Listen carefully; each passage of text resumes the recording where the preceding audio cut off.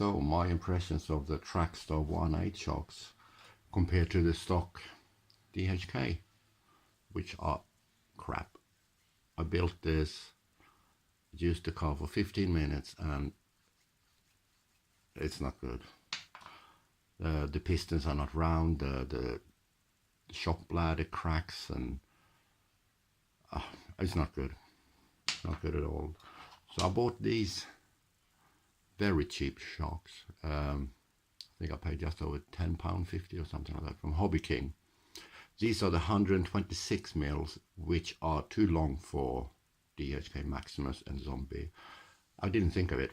I should have bought the ones that are 106 mil. They are perfect because these are 110. So 106 would have been perfect because you can still use 126, but they are mounted here on the front. At the moment they are pressing, so you have a constant press down here, and that's not good. They are not resting. So I did was the rear ones, as you can see, that's why my car is resting at the moment, because I snapped the gearbox top. I shortened these, and what you do is you take a spacer or anything on the inside of the shock shaft, put it there so they can't extend.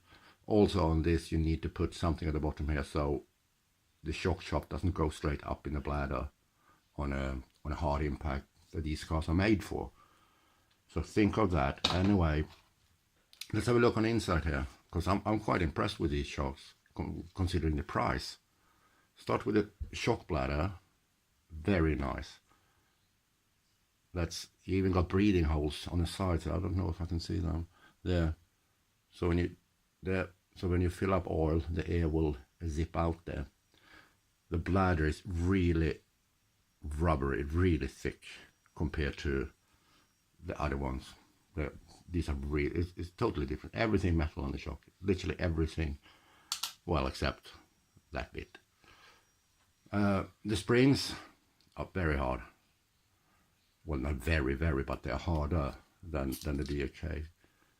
And they are really good because they keep the same tension no matter how far they are compressed. You know what I mean? The DHK are a bit more progressive. The harder you press them, so these you can actually use to adjust your ride height and still keep the same suspension. The only thing I found was not so good is the spring support, whatever it's called. You see, it's very loose. It might, if you're unlucky, bad landing and your spring gonna sit like that after a while. It's not a biggie. Heat this up, press it together, and it's gonna be snug there. On the inside of the shock, very nice. First of all, they are really smooth, and that's with no oil, and they are really smooth. The piston, you can see the piston there, 7 holes. Some of them are covered now with a washer. You loosen the nylon lock screw nut there, adjust how many holes you would like in a shock, and that will change the characteristics of your oil of the shock. You even have the bottom here, you got that. There's a lid for the shock bottom cap. You got 2 O-rings in there. Put some silicone grease. I use that one. Use it for everything. I can even use it in the differentials if I want to. Some cars I have that is not sealed diffs. I put different amount of this in because this stuff is super sticky and it will not leak out. So silicone in there and build them with the shaft pushed in, push them together and wipe off anything that leaks out. The front ones are built with 900, and these are really, I can tighten it half more, but they are really nice.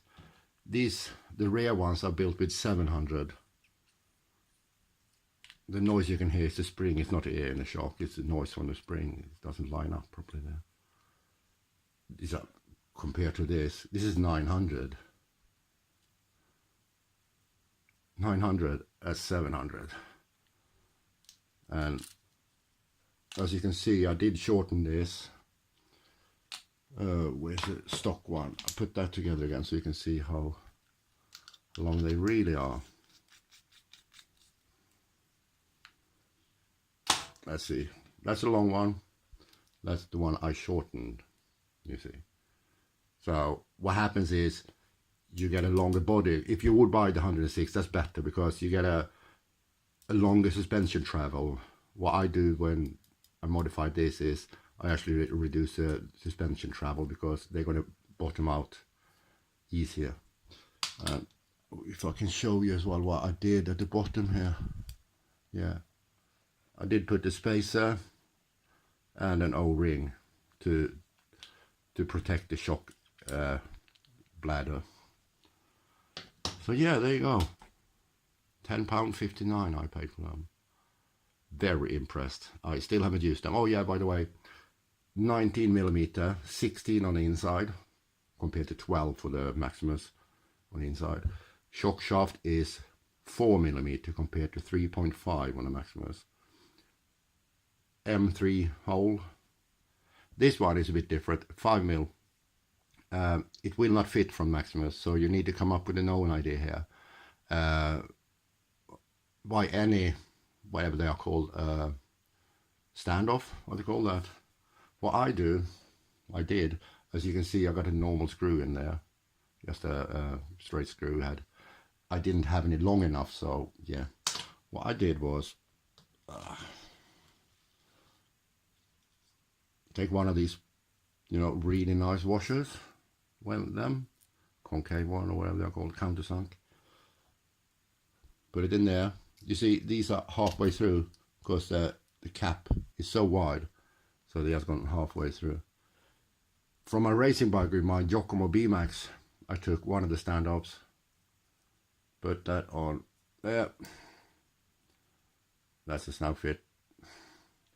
Then nuts, or as I did on the front, I put spacers, but not M3 nuts works as well, and it's going to look like this when you put it together. It's because you don't want the shock cap to rub on your shock tower when they are mounted. So you see they move free, they are super tight here, but yeah, they will not rub or bind. So yeah, very nice, well happy. So, but as I said, I haven't used them that so I really don't know if they're going to be durable, but as what I can see, these have taken a heck of a beating and they're still straight. So I have no doubt these are going to be even better. They will not. Maybe not severe jumping and this and that. You must understand they are £10.50. They are not 50 quid a pair. So, but for the price, you can buy spare parts as well on Hobbyking. You buy spares and different springs and different pistons, anything. So I advise you, if you buy these, have a look for Berserker standoffs. I think they are called that, for the BSR Berserker, whatever they're called, Sabertooth or anything like that. So yeah, there you go. Have a good day. Bye.